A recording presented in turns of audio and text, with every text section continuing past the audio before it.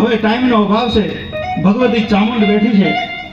ચામુંડને ચારણ શૈલીમાં યાદ કરીએ. ચંડ મુંડ મારણ સગત. હે ભગવતી, ચંડ અને મુંડને તું મારનારી માતા છે.